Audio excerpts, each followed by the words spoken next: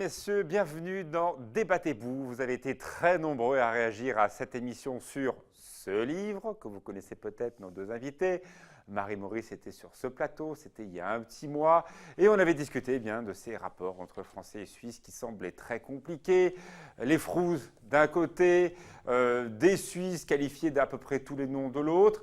Bref, on s'est rendu compte qu'il y avait effectivement des différences de part et d'autre de la frontière. Mais entre nous, les Français, pas dire que ça soit non plus évident quand on parle de mobilité, quand on parle évidemment de passer cette frontière tous les jours, que l'on habite l'Ain ou la Haute-Savoie, on n'a quand même pas résolu tout à fait toutes les questions pour arranger évidemment le sort de ces 150 000 frontaliers qui ont fait le choix de travailler en Suisse, mais de vivre côté français pour beaucoup de raisons, pas uniquement des raisons financières. Alors on va essayer de savoir justement quel avenir pour ces frontaliers. Merci Étienne Blanc d'être avec nous. Vous êtes vice-président de la région Auvergne-Rhône-Alpes. Vous connaissez parfaitement le territoire depuis Divonne-les-Bains, parce que vous avez très longtemps exercé en tant que maire de cette ville.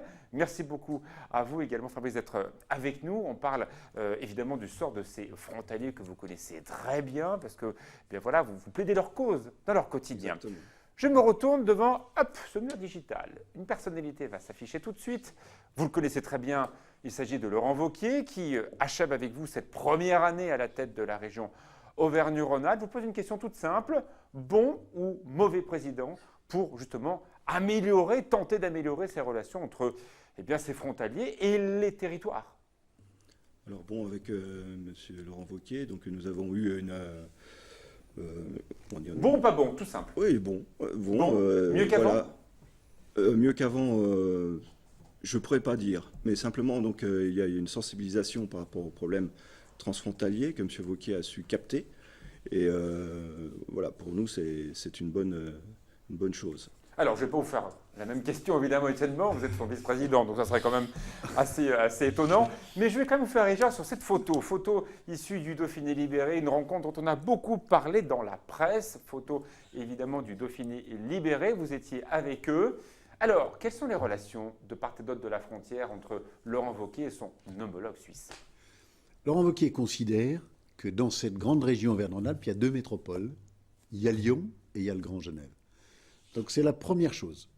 On va travailler ensemble puisqu'on est dans la même métropole. Et la deuxième chose, par toute une série de petits signes, nous avons marqué notre attention sous l'autorité du président Wauquiez, notamment, et les frontaliers en ont été informés, une convention qui permet de former les frontaliers pour qu'ils retrouvent plus facilement un emploi sur la Suisse. C'est-à-dire utiliser les structures et les outils publics français pour des opportunités d'emploi en Suisse. C'est comme ça qu'on construit une métropole et une région franco-suisse, par des actions très concrètes. Alors, on ne peut pas enlever à Jean-Jacques Ayrault ce souci qu'il a très longtemps exprimé, parce qu'il avait compris aussi l'importance de cette région franco-valdo-genevois, un mot qui n'était pas très joli, qui ne valait pas dire grand-chose, mais en tout cas, le prisme territorial. Et on a vu que certains élus lyonnais, quel que soit leur bord, étaient un peu jaloux de voir se constituer à l'est de cette zone une région qui dépasse très largement le million d'habitants.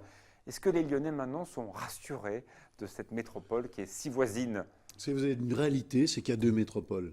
Alors on peut se concurrencer, on peut rivaliser, et puis on peut coopérer. Et le choix que nous faisons, c'est le choix de la coopération. Je vais vous citer un exemple. Si l'on prend toutes les activités industrielles dans le domaine de l'aéronautique de la région Auvergne-Rhône-Alpes, et si on les ajoute aux activités industrielles de l'aéronautique du Grand Genève, du canton de Vaud, de la Suisse lémanique, eh bien, ce grand ensemble sur l'aéronautique est plus puissant que la région Nouvelle-Aquitaine et que les Toulouse autour d'Airbus.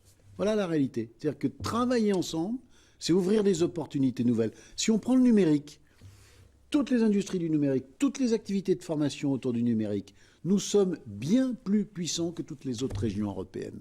Alors, il faut le rappeler, la taille de la région Auvergne-Rhône-Alpes, c'est la Suisse, tout simplement. Donc, c'est une région importante, d'une taille suffisamment importante pour dire aussi aux Suisses, voilà, ça on est d'accord, ça on n'est pas d'accord. Mais le sort des frontaliers, du quotidien, au-delà de l'aspect politique de l'alternance à la région, est-ce qu'il a empiré dans cette année? Et en ce sens, vous seriez d'accord avec Marie-Maurice? Ou non, vous considérez que malgré les provocations du mouvement citoyen genevois, malgré les provocations de certains élus français et suisses, vous considérez que le sort des frontaliers ne s'est pas abîmé en 2016? Alors le sort des frontaliers s'est quand même abîmé parce que bon, on a quand même quelques problèmes. Donc avec ce qui concerne ces déductions des frais de transport pour les quasi-résidents, c'est un véritable problème où on a dû porter plainte contre l'État de Genève. On ne peut pas dire que tout soit rose.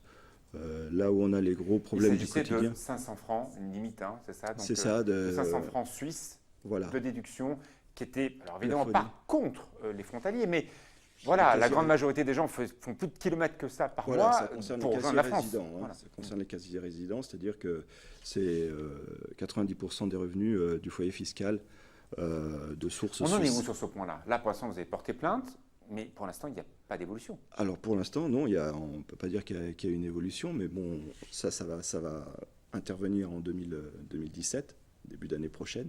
Donc pour l'instant, on avait décidé de porter plainte contre l'État de Genève. On va beaucoup parler de mobilité. Un visage qui s'affiche juste derrière moi, vous le connaissez, il s'agit de Luc Bartassa. Évidemment, quand on a appris pendant cet automne cette idée de fermer petite douane le matin pour ne pas déranger, on s'est dit, oulala, ça veut dire quoi? Oui, alors ce qui se passe, c'est que la fermeture des petites douanes, ça a provoqué chez les frontaliers. Alors quand je dis frontaliers, c'est aussi bien les Français qui travaillent en Suisse et aussi les Suisses qui résident en France. Ce problème a été, cette décision était c'est une erreur de assez com unilatérale. ou c'était vraiment une décision que vous avez très mal prise? Ben, on l'a très mal pris parce que c'est toujours pareil. Nous, en tant que frontaliers, on se sent toujours visés. C'est nous les vilains canards, c'est nous qui sommes le problème. Donc il fallait qu'il y ait une réaction forte, où on a réuni près de 7700, un peu plus de 7700 signatures, pour la déposer au Conseil d'État comme une initiative. Donc d'une valeur juridique, il n'y en a pas vraiment, mais c'est simplement pour marquer le fait qu'il y a quand même plus de 7700 personnes qui sont contre cette fermeture des petites douanes. Alors Étienne Blanc, vous avez alerté immédiatement Laurent Wauquiez lorsque vous avez appris donc ce projet. Laurent Wauquiez qui s'est fendu d'un communiqué assez cash en disant il n'est pas question que l'on revoie la mobilité au quotidien. Vous l'avez pris comment? Comme étant une erreur de communication ou vous avez vu derrière ça un vrai problème à régler tout de suite? C'est très révélateur des dysfonctionnements de cette région. Ce sont des sujets qu'on ne peut pas régler avec le prisme suisse, au même titre qu'on ne peut pas les régler uniquement sous le prisme français. Ce sont des sujets sur lesquels il faut travailler de manière commune. Et je pense que sur la méthode, le sentiment qui a été donné aux frontaliers, le sentiment qui a été donné aux élus français, c'est comme ça. Voilà. Et ben, pour construire une région, il ne faut pas travailler comme ça. Il faut discuter, il faut échanger et il faut anticiper beaucoup. Et dans l'anticipation, développer un débat franco-suisse. Vous êtes un élu des Républicains. Votre tête de file a été révélée il y a quelques jours. Il s'agit de François Fillon. François Fillon qui est venu pendant le débat des municipales à Saint-Julien-en-Genevois pour défendre le maire qui se présentait, en tout cas contre le maire qui a gagné, en l'occurrence le maire actuel de Saint-Julien-en-Genevois. Et dans ce déplacement, il était interviewé par plusieurs journalistes, notamment un de RMC, s'il y avait une même votation le même jour des Genevois, et en disant qu'il comprenait tout à fait la Suisse qui mettait des quotas à l'embauche en considérant que voilà, s'il y a des besoins dans certains métiers, eh bien, on va ouvrir les vannes. S'il n'y a pas de besoin, eh bien non, il n'y aura pas, il y aura moins de frontaliers qui passent. Ça avait franchement suscité un tollé général à Saint-Julien-en-Genevois parce que les gens ne comprenaient pas du tout la position de François Fillon. Même un petit clash quand même à l'intérieur des Républicains en Haute-Savoie. Vous connaissez François Fillon, vous allez forcément participer au projet avec Laurent Wauquiez de toute la droite. Est-ce que vous voulez l'inciter à comprendre un petit peu mieux ce que dit à l'instant le groupement des frontaliers? On en a marre d'être victimisés. Ce ne sont pas les frontaliers que des gens bourrés de fric qui ont fait un choix uniquement fiscal de vivre de part et d'autre de la frontière. Il faut faire très attention et bien comprendre les propos de François Fillon. Allez-y. Il y a des propos sur les questions de l'immigration. Et François Fillon, moi j'étais parlementaire pendant 5 ans et j'ai voté, je le connais bien et je pense que c'est un homme d'exception et qui pourra relever un certain nombre de défis pour le pays. Ce n'est pas le sujet de Mais là, il a fait une erreur de communication qui a beaucoup choqué. Non. Il a expliqué qu'en matière de migration, les pays avaient le droit de faire des choix. Mais la question de migration, ce n'est pas la question du travail sur les zones frontalières. François Fillon m'avait confié une mission sur les zones frontalières. J'ai fait ce travail avec Marie-Christine Schmitt et avec Fabienne Keller, l'ancien maire de Strasbourg, sénatrice. François Fillon souhaitait, bien sûr, il souhaitait que le passage sur la frontière soit facilité et que les coopérations autour de l'emploi, autour de la mobilité, soient facilitées. Mais ce n'est pas la même chose que la question de la migration. Un pays a le droit de choisir, en fonction de sa situation et des circonstances, le rythme, le nombre et aussi la qualité, et notamment en matière économique, et notamment en matière universitaire, en matière de recherche. C'est-à-dire on va s'adresser à telle ou telle population qui souhaite migrer en France pour telle ou telle raison. Les nations ont le droit de faire un choix, elles ont le droit d'avoir une politique migratoire. C'est ce qu'a dit François Fillon. Et puis après, il y a la gestion des questions frontalières. Et ça, sur la gestion des questions frontalières, mais c'est le droit européen qui s'applique. Il y a des accords bilatéraux. Il y a des traités européens, c'est la question de la libre circulation, du libre établissement. Et aujourd'hui, la Suisse est à la peine suite à son référendum dans ses discussions avec la Commission européenne. Parce que la Commission européenne, elle peut difficilement transiger. Elle ne peut pas accepter qu'un pays... Sauf que le développement de part et d'autre de la frontière ne s'est pas fait d'une façon équilibrée. Les logements n'ont pas suivi le nombre d'emplois. Et aujourd'hui, il y a un déséquilibre de part et d'autre de la frontière. Parce qu'il manque des logements pour les frontaliers. Il y a deux questions. Pourquoi il n'y a pas suffisamment d'emplois en France? Vous regardez la fiscalité. Le premier employeur d'Auvergne-Rhône-Alpes, c'est la Suisse. Vous regardez la fiscalité, vous regardez le droit du travail, vous regardez la complexité administrative. La Suisse a une politique favorable à l'entreprise. La France a une politique qui pénalise l'entreprise. Ben, sur la frontière, l'entreprise, elle traverse. Alors, vous voulez dire quoi, justement, à tous ces candidats à la primaire de droite, de gauche? Maintenant, ça y est, la droite, on le sait, mais la gauche, ça a attaqué là d'ici le mois de janvier. J'ai l'impression que votre sort, vous avez du mal à le plaider. Pour beaucoup, les frontaliers sont des nantis. Il faut dire les choses comme elles le sont.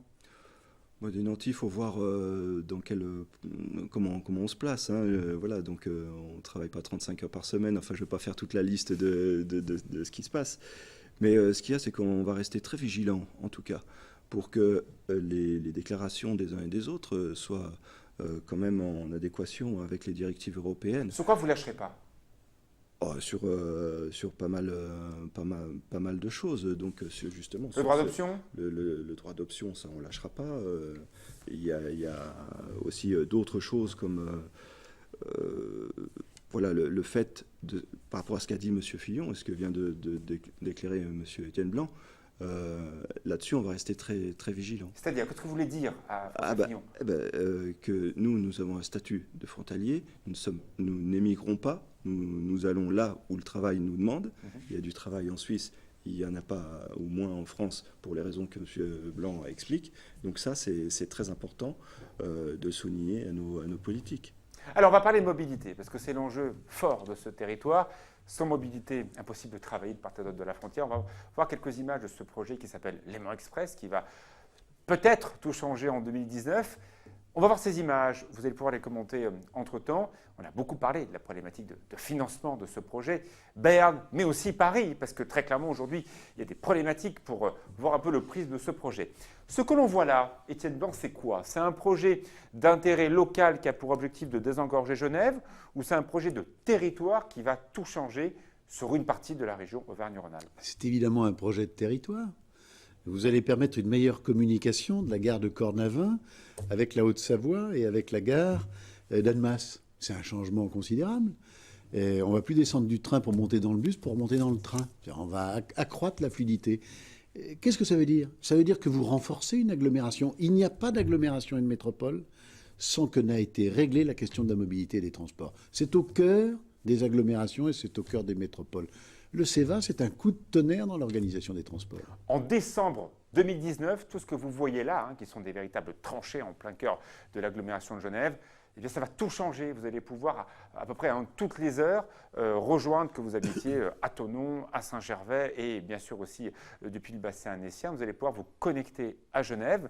Mais on a quand même des vrais doutes sur la capacité de ces vieilles lignes, pas celles du CEVA qui sont en construction, les autres, les petites qui ne sont pas très loin du CEVA et qui auront du mal à se connecter à ce poumon qui sera donc ce RER urbain. Quelle réponse? Alors vous n'êtes pas élu au transport, c'est Patrick Mignola, mais comment aujourd'hui avez-vous la preuve de nous dire que ce projet va irriguer très largement au-delà de son territoire et pas uniquement un projet, on va dire, Annemasse, Genève, Saint-Julien? C'est bien le sujet. On a décidé de mener cette opération du CEVA. Et à notre avis, et je m'exprime après m'en être longuement entretenu avec Patrick Mignola, on n'a pas suffisamment pris en compte tout l'écosystème qui allait résulter du CEVA. Parce que vous avez des connexions très très lourdes à mettre en place. C'est le Chablais avec Annemasse, c'est la vallée de l'Arve avec Annemasse, c'est le secteur de Bellegarde avec Annemasse et Annecy avec Annemasse. Quand vous faites le CEVA, vous changez l'ensemble de ce dispositif. Et ce que nous regrettons, c'est qu'au contrat de plan qui vient d'être signé, la majorité précédente n'a pas inclus toutes ces conséquences sur les lignes qu'on pourrait appeler secondaires. D'où la nécessité de renforcer aujourd'hui les financements. Et c'est ce à quoi s'est attaché Patrick Mignola, notamment dans le contrat de plan et dans la revoyure du contrat de plan, puisque les nouvelles majorités régionales ont demandé à l'État de revoir et de rediscuter ces contrats. Il y a eu, et de la région et de l'État, des financements supplémentaires pour participer à l'amélioration de l'ensemble de cet écosystème. Alors, la vie des frontaliers, vous la voyez peut-être si vous habitez à Annecy. On voit le nombre de personnes qui se lèvent à 5 h du matin, qui montent dans leur voiture à 6 h moins quart, qui passent notamment le grand point de Bardonnay, une demi-heure, 3/4 d'heure d'attente, très souvent le matin tôt. C'est la même chose le soir, avec un gros bouchon à Cruseilles que le projet de l'A41 Nord n'a pas réglé, parce qu'à l'aller on le prend, mais le retour on ne le prend pas parce que c'est trop cher. C'est ça la vie des frontaliers aujourd'hui. Oui, alors ce qu'il y a, c'est que le CEVA, c'est un superbe projet. Avec ce projet sont rattachés d'autres projets comme les trams, je pense aux trams de Saint-Genis, trams de Saint-Julien et autres. Mais tout ça, c'est en 2019. Et tout est calé sur 2019. Aujourd'hui, on est en 2016. Et on voit le problème épineux qu'il y a actuellement au niveau de la mobilité pour tous les frontaliers. Et avec un nuage de pollution avec qui concerne la vallée de l'Arve, mais beaucoup plus largement, malheureusement aussi le bassin genevois et également la plaine d'Annecy. On le voit bien, on ne sait pas faire sans voiture, Étienne Blanc. Alors on fait comment d'ici 2019 ? Mais c'est bien le problème. Vous avez parlé tout à l'heure des métropoles et des agglomérations. Regardez, voilà, vous voyez en temps réel la webcam, et effectivement on voit bien que les polluants sont stockés avec cet anticyclone qui colle les polluants au sol et qui font qu'aujourd'hui, très clairement, l'air est de plus en plus irrespirable dans la vallée de l'Arve. Mais la situation n'est pas vraiment meilleure sur le bassin genevois et également autour d'Annecy. D'où la nécessité de travailler sur cette agglomération. La question des transports, elle ne se réglera pas côté suisse ou côté français. Et si on doit apporter une critique, c'est ça, c'est qu'on a regardé se développer une agglomération genevoise. C'est que dans cette région, tous les ans, on pose une ville nouvelle de 10 000 habitants. Et quand vous posez une ville de 10 000 habitants, les gens, ils se déplacent, ils ont des voitures, leurs enfants aussi. Voilà, il y a par 2-3 voitures par famille. Donc, le problème de notre région, c'est que cette agglomération, elle s'est construite sans anticipation. Pourquoi ? Parce qu'on était sur une frontière et que le français regardait la Suisse et réciproquement, sans être allé suffisamment loin sur les coopérations. Je ne dis pas qu'il ne s'est rien fait. Nous ne disons pas qu'il ne s'est rien fait. Mais le sentiment qu'on a, c'est que on est dans une situation de fait. Voilà, l'agglomération, elle s'est construite. Puis on s'est dit, ça va bouger avec des voitures. On n'a pas suffisamment préparé l'avenir. C'est aussi ce qui concerne l'aéroport que vous connaissez bien, parce qu'il est à côté de là où vous habitez, en l'occurrence de Genève-Cointrin. Cet aéroport est une porte d'entrée extraordinaire sur le territoire, sauf qu'on a appris il y a quelques jours que Swissport est en grande négociation actuellement avec les différentes compagnies, et notamment EasyJet, qui est basé à Genève et qui fait à peu près la moitié du trafic de l'aéroport de Genève-Cointrin. Il y a un préavis de grève entre Noël et Jour de l'An, ce qui va très lourdement handicaper les personnes qui ont choisi de venir dans cette région. Voilà, on s'aperçoit que dès qu'on enlève un maillon du territoire, il y a de vraies inquiétudes. On mise tout sur très peu de moyens de communication. Vous savez, d'abord, il y a un problème qui est un problème sur la gestion de l'aéroport. À la faveur on le rappelle, 16 millions de passagers en 2016. Bien sûr. À la faveur de conventions nouvelles, les syndicats renégocient un certain nombre d'accords, un certain nombre de points qui portent sur les conditions de travail et sur les rémunérations. J'espère que d'ici les fêtes de Noël, cette question sera réglée dans des accords entre employeurs et salariés sur l'aéroport. Et puis il y a le deuxième sujet sur lequel vous avez mis le doigt. Aujourd'hui, la mobilité, c'est un tout. Et il ne faut pas parler que du CEVA. Je le disais tout à l'heure, il faut parler du CEVA dans son ensemble. C'est vrai, il va irriguer l'ensemble d'une région. Mais il faut aussi parler route, il faut aussi parler autoroute, il faut aussi parler mobilité douce et communication. Nous l'avons mis dans le contrat de plan et dans le contrat qui va nous lier avec l'agglomération genevoise, une mobilité douce en direction de Saint-Genis-Pouilly, par exemple. Donc, si vous voulez, je reviens au fond. C'est que ces questions de mobilité, il faut les examiner globalement. Mais on ne peut pas les examiner globalement chacun de notre côté. Qui plus est, les coûts sont terriblement élevés.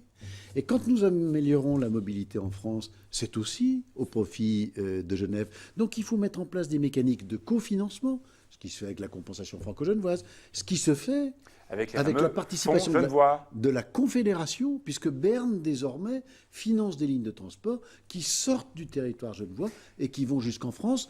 Par exemple, le tram de Saint-Genis-Pouilly, par exemple, le bus de service sera financé. Vous êtes un régalien, hein, vous êtes un élu français, je vous vois arriver assez logiquement. Pour l'instant, le point de passage quotidien des frontaliers, c'est la voiture. Est-ce qu'on n'a pas des petites solutions? Ce qui est un peu la question que vous pose, j'imagine, notre invité. Il y a des badges d'autoroute qui permettent de passer comme ça des barrières très très rapidement. Est-ce qu'on n'aurait pas une solution à inventer d'ici 2019 pour que le passage de la frontière de Bardonnay se fasse d'une manière contrôlée? C'est normal, c'est une frontière, mais plus rapidement qu'aujourd'hui. Est-ce qu'il faut tout arrêter d'ici 2019 et attendre comme ça le bon Dieu qui va trouver une solution en 2019? Et pendant ce temps-là, ils vont vivre, ces frontaliers, 3 ans d'enfer. Bien sûr que non. Il y a toute une série de mesures ponctuelles qui peuvent être prises et les pouvoirs publics sont prêts à le prendre. Quand on a décidé sur la frontière que les frontaliers mettaient un petit papillon, rien à déclarer, qui passait par une voie spéciale, c'était un des moyens de fluidifier le trafic. Il y en a peut-être d'autres et nous sommes prêts à les examiner. La question, combien de temps pour passer Bardonnay actuellement?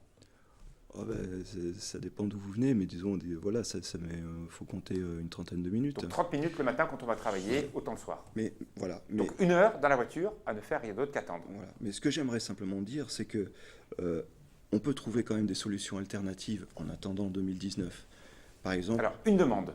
On va voir si comme le covoiturage. Vous parliez justement de pollution. Ça réduirait quand même pas mal des émissions à effet de serre. Alors, covoiturage, ça veut dire P plus R. P plus R, on a vu quelle position les Suisses prenaient. Oui, en gros, vous les financez, nous, on n'en veut pas. Il n'empêche que côté français, aujourd'hui, on en réalise. Moi, je suis maire de Divonne-les-Bains. Et il y en a eu à Marignay, à Sallanges, dans plein d'autres endroits. Et vous en avez partout. Et aujourd'hui, les collectivités françaises, il faut comprendre aussi que ça prend du temps pour faire des acquisitions foncières, il faut obtenir des autorisations, il y a parfois des permis d'aménager qui sont indispensables, ça prend du temps, mais reconnaissez aussi qu'ils s'en réalisent sur la frontière. Et j'observe d'ailleurs que quand on en fait un, tout de suite il est plein. Il faut aller plus vite, il faut accélérer les choses.